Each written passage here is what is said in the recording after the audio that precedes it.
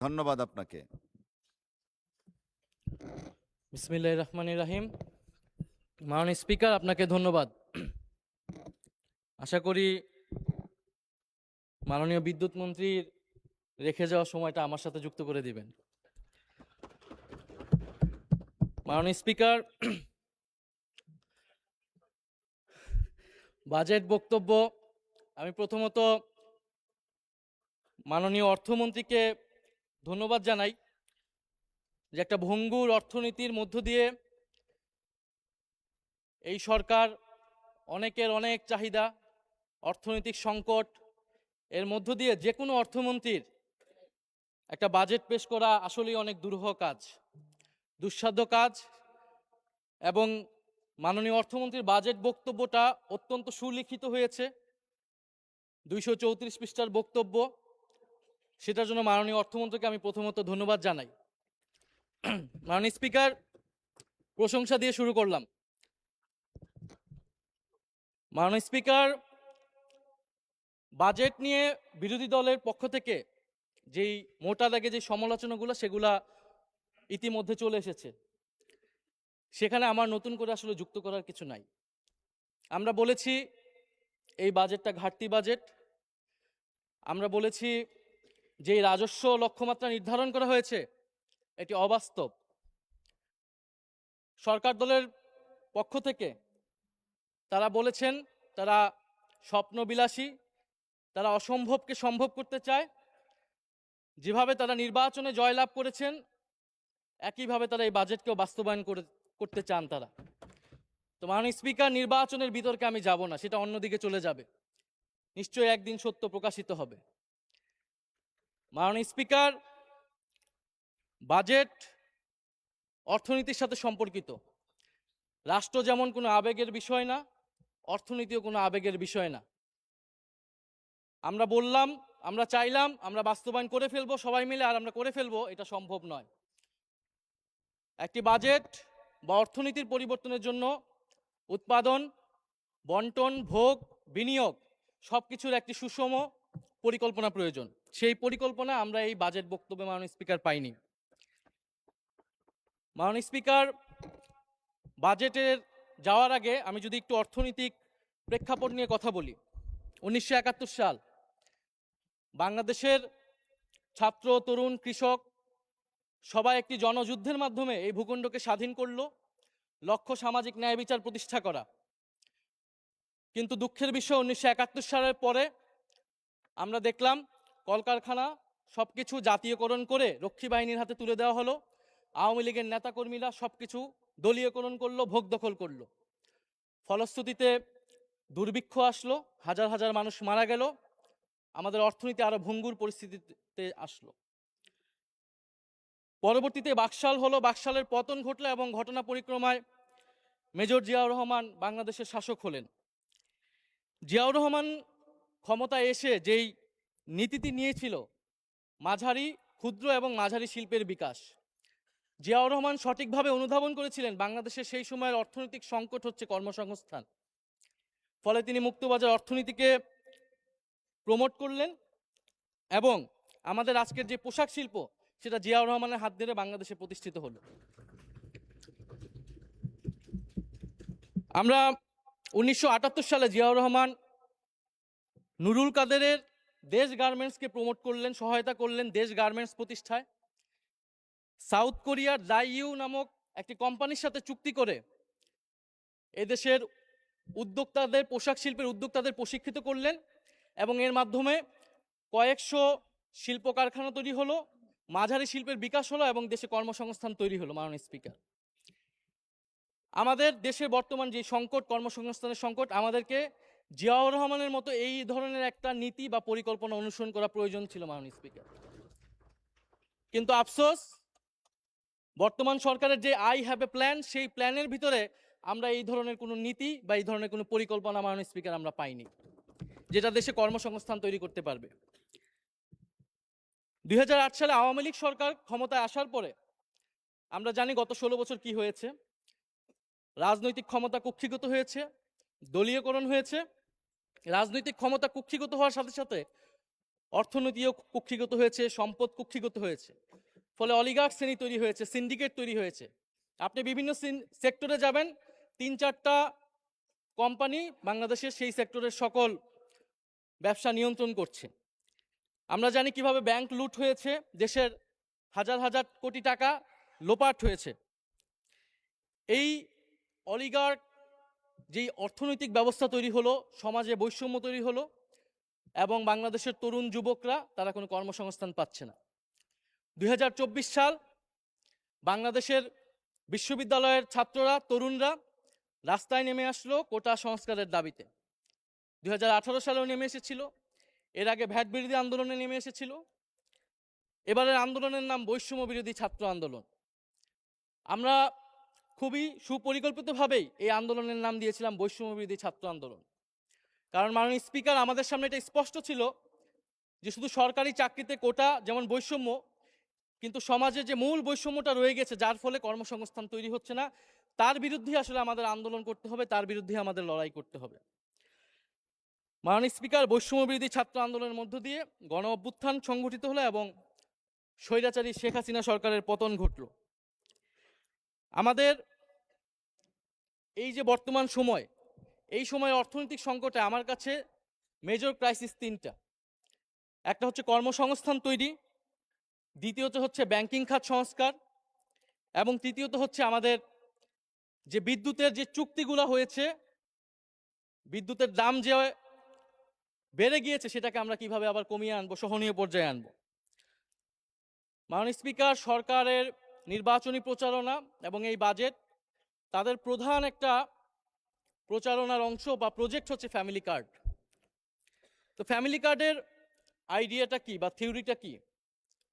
বলা হয়ে থাকে যে গরিব মানুষকে যদি আপনি 100 টাকা দেন, সে 100 টাকার পুরোটাই সে খরচ করবে নিজের জন্য কিছু কেনার জন্য।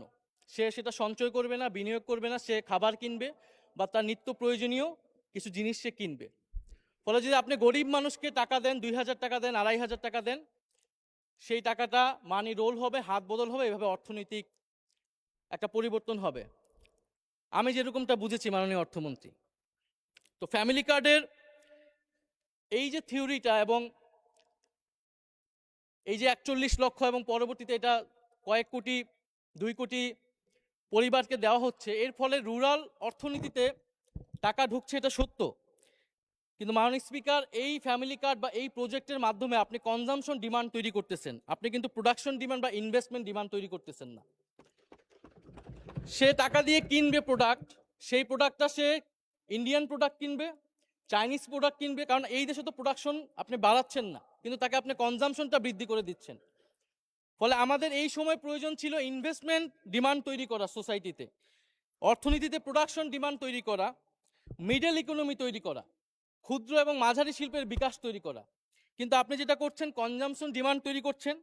এর ফলে আপনাকে কি করতে হবে? আমদানি করতে হবে এবং আপনাকে উচ্চ মূল্যস্ফীতি হয়ে যাবে এবং আপনি একটা নির্ভরশীল জনগোষ্ঠী তৈরি করছেন, যেখানে আমাদের বাংলাদেশের এই মুহূর্তে সবচেয়ে সম্ভাবনার জায়গা হচ্ছে তরুণরা। ডেমোগ্রাফিক ডিভিডেন্ডের সবচেয়ে স্বর্ণ সময় আমরা পার করছি মাননীয় স্পিকার। আমার দরকার ছিল তরুণদেরকে ইনভেস্ট করা। জিয়াউর রহমান যেরকম সাউথ কোরিয়ার সাথে চুক্তি করে তরুণদেরকে প্রশিক্ষিত করেছিল এবং পোশাক শিল্পের মাধ্যমে একটা মাঝারি এবং ক্ষুদ্র শিল্পের বিকাশ ঘটিয়েছিল, এরকম কোনো পরিকল্পনা কিন্তু মাননীয় স্পিকার আমরা এই বাজেটে পাইনি।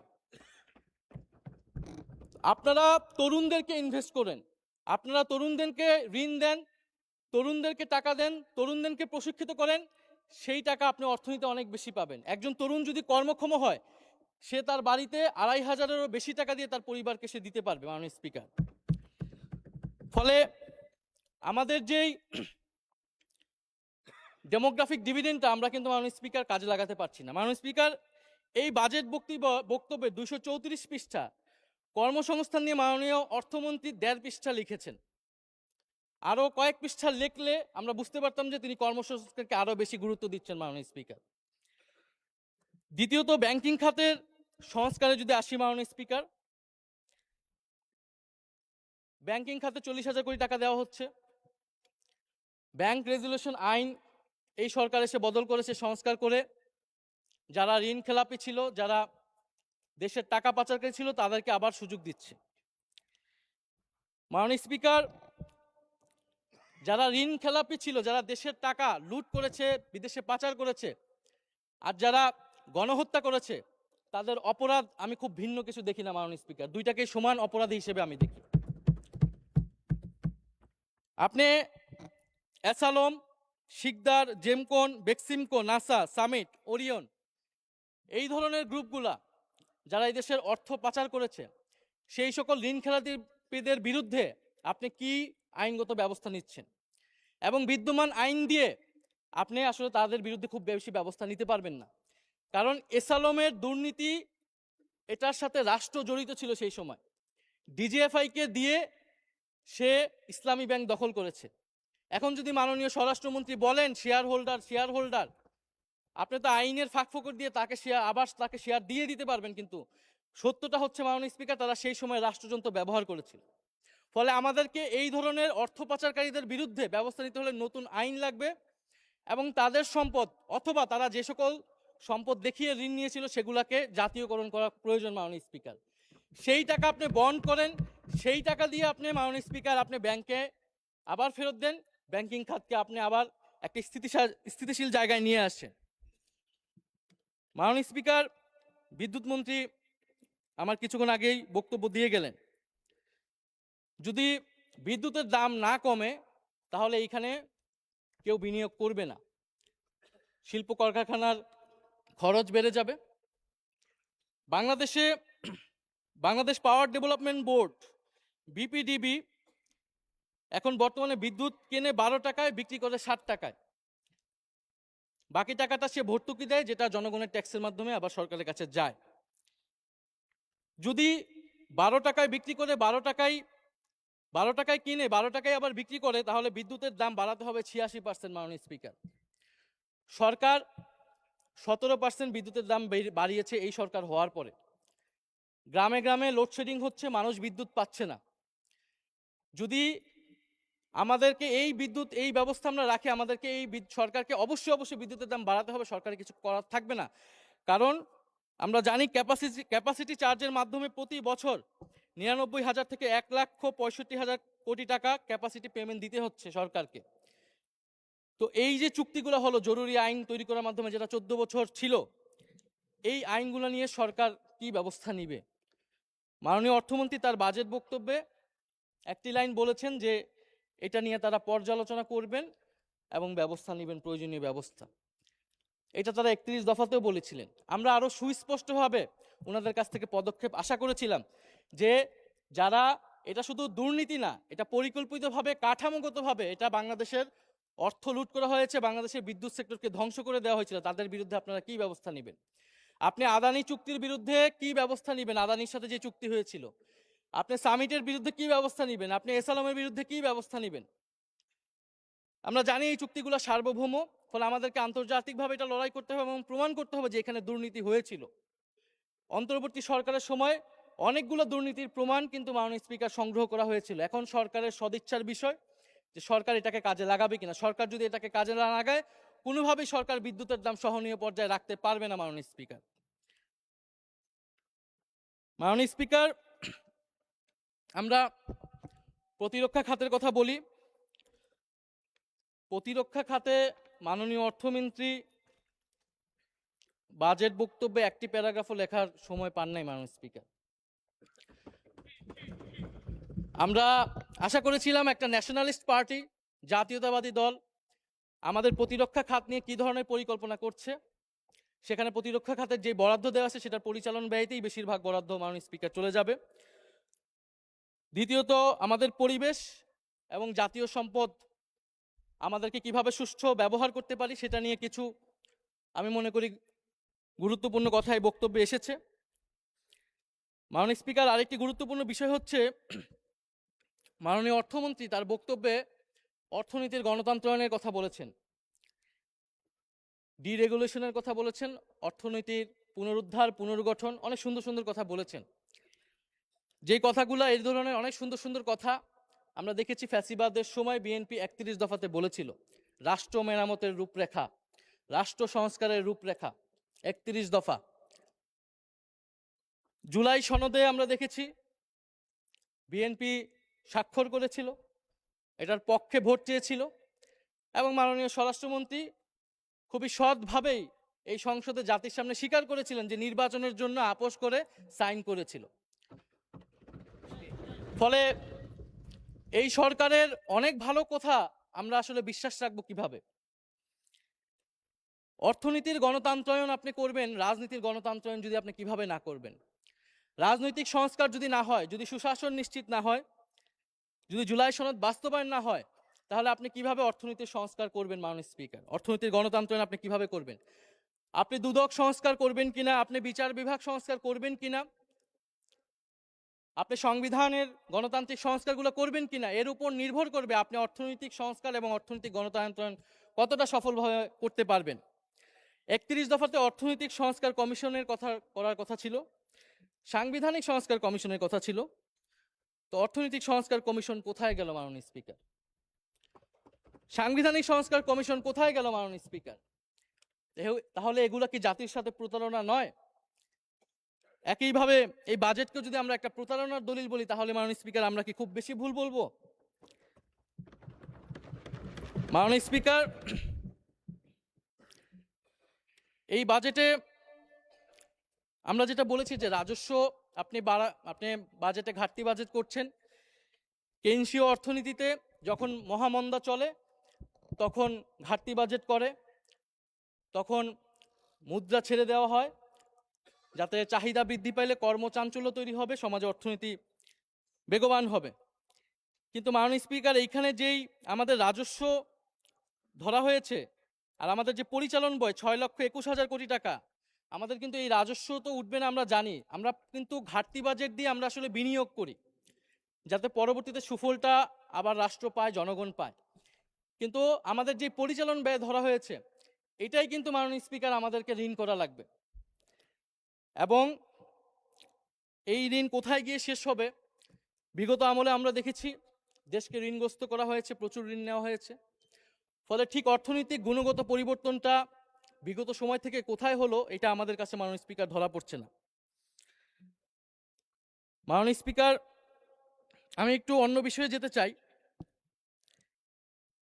আমাদের একজন সরকার দলীয় মাননীয় সংসদ সদস্য তার এক বক্তব্যে বলেছেন যে এখন অনেকে গাড়ি চড়ে, যে আগে তারা কি চড়তো বা রিক্সায় চড়তো, এখন তারা গাড়ি চড়ে, এরকম একটা কথা বলেছেন মাননীয় স্পিকার। মাননীয় স্পিকার, আজকে মাসের কত তারিখ? 28। আমি রেন্টে কারে ভাড়া নিয়ে একটা গাড়ি আমি ব্যবহার করা লাগে আমার নিরাপত্তার জন্য, তো সেই গাড়ি ভাড়াটা এখন মাননীয় স্পিকার দিতে পারি নাই, মাসের শেষ। তো আমাদের সরকার দলীয় অনেক নেতা তারা জেলে থাকা অবস্থায় তাদের সম্পদ মাননীয় স্পিকার কয়েক গুণ বৃদ্ধি পেয়েছে আওয়ামী লীগ আমলে। মাশাআল্লাহ, এই আমলে সেটা কয়েক গুণ বৃদ্ধি পাবে মাননীয় স্পিকার, এটা আমরা জানি না।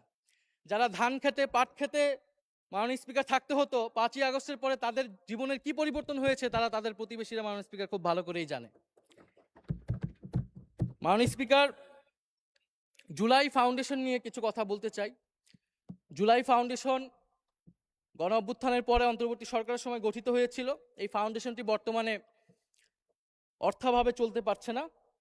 সরকারের কাছে, অর্থমন্ত্রীর কাছে আবেদন থাকবে, ওনারা অনেক টাকা খরচ করছে বিভিন্ন জায়গায়, এই ফাউন্ডেশনে যাতে ওনারা একটা বরাদ্দ দেয়, এটার জন্য খুব বেশি খরচ হবে না। সরকার বিভিন্ন ফাউন্ডেশন এমনিতে পরিচালনা করে।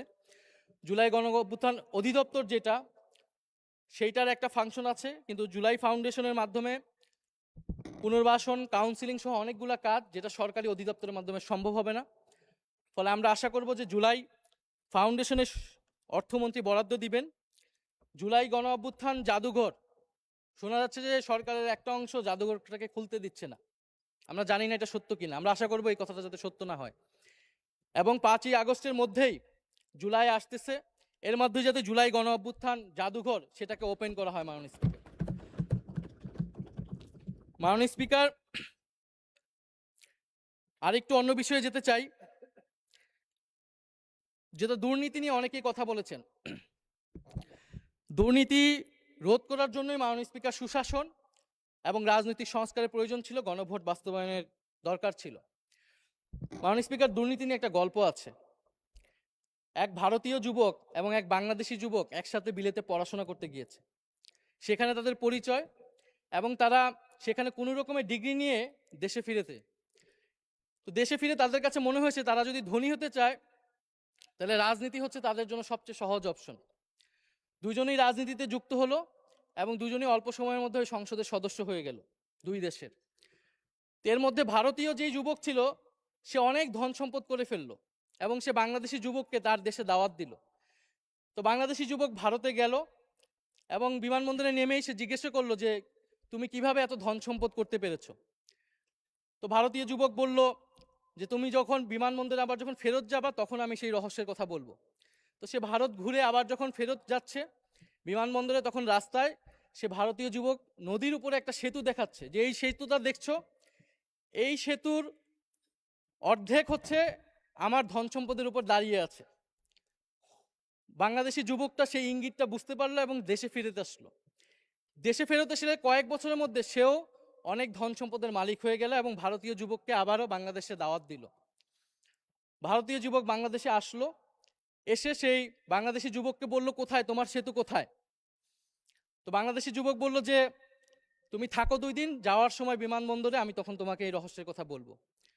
তো 2 দিন থেকে সে যখন বিমানবন্দরে আবার বিদায় দিতে জানাচ্ছে ভারতীয় যুবককে, তখন সে নদীর উপরে একটা সেতু দেখাচ্ছে যে ওই যে দেখছো সেতুটা, ওই সেতুটার উপরে আমার ধন সম্পদের উপরে সেতুটা দাঁড়িয়ে আছে। ভারতীয় যুবক বলল কোথায়, সেতু কোথায়? তখন বাংলাদেশি যুবক বলল তুমি যদি সেতু দেখতেই তাহলে তার আমার ধন সম্পদ এতটা হতো না। তো মাননীয় স্পিকার, বাংলাদেশের উন্নয়ন, মেগা প্রকল্প, মেগা প্রজেক্ট, এগুলোর মাধ্যমে ধন সম্পদ কিভাবে তৈরি হয়, আমলাতন্ত্র, রাজনীতিবিদ, ব্যবসায়ী চক্র কিভাবে ফুলে ফেপে বড় হয়েছে এটা আমরা জানি। এইটাকে চেক অ্যান্ড ব্যালেন্স করার জন্য, এটাকে অ্যাকাউন্টেবল করার জন্য, জবাবদিহিতার আওতায় আনার জন্য মাননীয় স্পিকার হচ্ছে জুলাই সনদ এবং গণভোট অনুষ্ঠিত হয়েছিল। আপনি যে লোকাল লেভেলে ফ্যামিলি কার্ড দিচ্ছেন সেখানে যে দুর্নীতি হবে না তার কি গ্যারান্টি? আপনি কিভাবে সেটা নিশ্চিত করবেন যে সেটা যার প্রাপ্য সে পাবেন? আপনি কি স্থানীয় প্রশাসনকে শক্তিশালী করেছেন? আপনি কি স্থানীয় সরকারকে সংস্কার করেছেন? আপনি তো সেখানে দলীয় প্রশাসক বসিয়ে রেখেছেন। ফলে মাননীয় স্পিকার, দুর্নীতিকে রোধ করতে হলে আমাদেরকে অবশ্যই আমাদেরকে গণভোট বাস্তবায়ন করতে হবে, গণভোটের রায়, সংস্কার এবং জুলাই সনদ বাস্তবায়ন করতে হবে। মাননীয় স্পিকার, আমি শেষের দিকে এসে গিয়েছি, আরেকটি বিষয়ে যাব। এই সরকার আসার পরে সীমান্তে প্রায় 10 জনের মতো ভারতীয় বাহিনী বিএসএফ দ্বারা হত্যা করা হয়েছে এবং পুশিং করার চেষ্টা করা হচ্ছে অবৈধ বাংলাদেশি বলে। আমরা এই বাজেট অধিবেশনে পুশিং নিয়ে একটা আলোচনা করতে চেয়েছিলাম মাননীয় স্পিকার। এই আলোচনাটা আমরা জানি না কোন কারণে এই আলোচনাটা আমাদেরকে করতে দেওয়া হয় নাই। সরকারি দল, বিরোধী দল, সমালোচনা, প্রশংসা, এত কথা হলো, আমরা কি 1 ঘন্টা সময় মাননীয় স্পিকার বের করতে পারতাম না পুশিং নিয়ে আলোচনা করার জন্য? আমরা বিএনপির নামের সাথে জাতীয়তাবাদ শব্দটা আছে, আমরা দেখতে চাই তারা কিভাবে সীমান্ত হত্যা বন্ধ করে মাননীয় স্পিকার, এবং সেই বিষয়ে আমরা সর্বাত্মকভাবে সহযোগিতা করব। আমরা বিজেপিকে সাধুবাদ জানাই এই মহান সংসদ থেকে, তারা যেভাবে প্রতিরোধ করছে, যেভাবে দৃঢ়তার সাথে দাঁড়িয়ে রয়েছে। বাংলাদেশের 18 কোটি জনগণ মাননীয় স্পিকার বাংলাদেশ বিজেপির সাথে রয়েছে। মাননীয় স্পিকার, পশ্চিমবঙ্গে একটি নির্বাচন হয়েছে এবং শুভেন্দু অধিকারী সেখানকার মুখ্যমন্ত্রী হয়েছে। নির্বাচনের আগে এবং পরে বাংলাদেশকে নিয়ে লাগামহীন বক্তব্য দিয়ে যাচ্ছে মাননীয় স্পিকার। তিনি বলেছেন নির্বাচনী এক জনসভায়, আমাদের জন্যই বাংলাদেশ তৈরি হয়েছে, বড় বড় কথা বলো, অবৈধ সবাইকে পাঠিয়ে দেব। তিনি এর আগে একটি জনসভায় বলেছেন ইসরায়েল যেভাবে গাজাকে শিক্ষা দেয় বাংলাদেশকেও সেভাবে শিক্ষা দিতে হবে। মাননীয় স্পিকার, এই অধ্যতের জবাব বাংলাদেশ সরকারকে দিতে হবে, পররাষ্ট্র মন্ত্রণালয়কে দিতে হবে। আমরা পররাষ্ট্র মন্ত্রণালয় থেকে কঠোর জবাব আশা করছি এবং ইতিহাস ভুলে গেলে চলবে না। এই পূর্ববঙ্গের কৃষকের টাকায় মাননীয় স্পিকার কলকাতা শহর তৈরি হয়েছিল। কলকাতা শহর আমরা 1937 সালে বিজয় লাভ করেছিলাম মাননীয় স্পিকার, এবং শ্যামাপ্রসাদ মুখার্জিরা তারা সাম্প্রদায়িক নীতির ভিত্তিতে পশ্চিমবঙ্গ ভাগ করেছিল, যে পশ্চিমবঙ্গ দিবস আজকে নরেন্দ্র মোদী পালন করছে। আমরা এই জাতীয়তাবাদী সরকারকে আমরা সেই সমমর্যাদায় সমতার নীতি নিয়ে আমরা প্রতিবেশীর সাথে সম্পর্ক করতে চাই। বাংলাদেশ ফার্স্ট, এটা যাতে শুধু মুখে মুখে না থাকে। মাননীয় স্পিকার, আমাকে যদি আরেকটু সময় বাড়িয়ে দিতেন আমি শেষ করে ফেলবো। জি, 4 মিনিট দেয়া হলো আপনাকে, ধন্যবাদ। মাননীয় স্পিকার, ভারতীয় নতুন হাই কমিশনার বাংলাদেশে এসেছেন দীনেশ ত্রিবেদী। তো ত্রিবেদী সাহেব বাংলাদেশে প্রবেশ করেই ভারতের আকাশ জমি বাংলাদেশের আকাশ জমির সাথে মিলিয়ে ফেলেছে মাননীয় স্পিকার। তো মিষ্টি কথায় মাননীয় স্পিকার চিরা ভিজে না। গত 16 বছরের কথা আমরা ভুলে যাইনি। তাদের উচিত ছিল, নতুন হাই কমিশনার উচিত ছিল প্রথমত অ্যাপোলজি করা। 16 বছরে বাংলাদেশে যে প্রত্যক্ষ এবং পরোক্ষভাবে আওয়ামী লীগকে ক্ষমতায় রাখতে সহায়তা করেছে ভারত সরকার, তার জন্য অ্যাপোলজি করা। এখানে যে গণহত্যা সংঘটিত হয়েছিল এবং এখনো সেই গণহত্যার হত্যাকারী ওসমান হাদির হত্যাকারীকে ভারতে আশ্রয় দেওয়া হয়েছে, বাংলাদেশে নাশকতা করছে আওয়ামী লীগ, তার জন্য ভারতীয় হাই কমিশনারকে অ্যাপোলজি করা উচিত ছিল। এবং কিভাবে বাংলাদেশের সাথে নতুন সম্পর্ক তৈরি করবে মর্যাদা এবং সমতার ভিত্তিতে, সেই কথা বলা উচিত ছিল মাননীয় স্পিকার। মাননীয় স্পিকার, আমরা সর্বশেষ বলতে চাই যে এই বাজেট অধিবেশন, আমরা সবাই চাই বাংলাদেশের অর্থনৈতিক সমৃদ্ধি। আমার আজকের বক্তব্যের মূল কথাটাই ছিল যে এই দেশের তরুণদেরকে আপনারা কাজে লাগান, তরুণদেরকে কর্মক্ষম করুন, প্রশিক্ষণ দিন, প্রশিক্ষণ দিয়ে বিদেশে পাঠান, তরুণদেরকে দেশে প্রশিক্ষিত করে ক্ষুদ্র মাঝারি শিল্পের বিকাশে সহায়তা করুন। এবং আমাদের এই বঙ্গীয় বদ্বীপের সার্বভৌমত্ব আমরা রক্ষা করতে চাই। আমাদের সীমান্ত, আমাদের নদী, পানি, সাগর এবং অর্থনীতিকে রক্ষা করার লড়াই মাননীয় স্পিকার আমরা চালিয়ে যেতে চাই। আমরা মনে করি এই লড়াই এখনকার লড়াই না মাননীয় স্পিকার, এটা আমাদের পূর্বসূরীরা এই লড়াই চালিয়েছেন। 1947 সালে আমরা আমাদের কৃষকেরা জমির অধিকারের জন্য লড়াই করেছেন, পেয়েছেন জমির অধিকার। 1971 সালে আমরা স্বাধীন ভূখণ্ড পেয়েছি, 24 সালে আমরা সার্বভৌমত্ব পেয়েছি। মাননীয় স্পিকার, এই লড়াই চালিয়েছিলেন হাজী শরীয়তুল্লাহ ফরাজি আন্দোলনের মাধ্যমে, এই লড়াই চালিয়েছিলেন তিতুমির বাঁশের কেল্লার মাধ্যমে, এই লড়াই চালিয়েছিলেন হাবিলদার রজব আলী সিপাহী বিদ্রোহে, এই লড়াই শাহজালাল চালিয়েছিলেন গৌর গোবিন্দের বিরুদ্ধে। মাননীয় স্পিকার, আমাদের যে 100 বছরের সংগ্রাম, এই দেশের ভূখণ্ড, মাটি, আমাদের স্বাধিকার, আজাদি রক্ষা করার লড়াই, এই হাজারো সংগ্রাম লড়াইয়ের মধ্য দিয়ে আমরা একটা দেশ পেয়েছি যার নাম বাংলাদেশ। এই দেশকে আমরা রক্ষা করতে চাই, এই দেশকে আমরা ঐক্যবদ্ধ করতে চাই। এই দেশকে রক্ষার জন্য, স্বাধীনতা সার্বভৌমত্বের জন্য, বৈষম্যহীন এবং গণতান্ত্রিক বাংলাদেশের জন্যই 2024 সালে এত তরুণ, এত মানুষ জীবন দিয়েছে। আমরা আশা করব সেই জীবনদান বৃথা যাবে না। ফলে বর্তমান সরকারের প্রতি আমাদের আহ্বান থাকবে যে দুর্নীতি বন্ধ করুন, জুলাই সনদ বাস্তবায়ন করুন এবং যারা টাকা পাচার করেছে, অর্থনৈতিকভাবে লুটপাট করেছে, তাদেরকে বিচারের আওতায় আনুন। ইনশাল্লাহ আমরা ঐক্যবদ্ধভাবে এই বাংলাদেশ বিনির্মাণ করব এবং বাংলাদেশকে একসাথে নেতৃত্ব দিব। মাননীয় স্পিকার, আপনাকে ধন্যবাদ। ইনকিলাব জিন্দাবাদ। আপনাকেও ধন্যবাদ মাননীয় সদস্য। আলোচনায় অংশগ্রহণ করবেন মাননীয় স্বাস্থ্যমন্ত্রী। দয়া করে আপনি একটু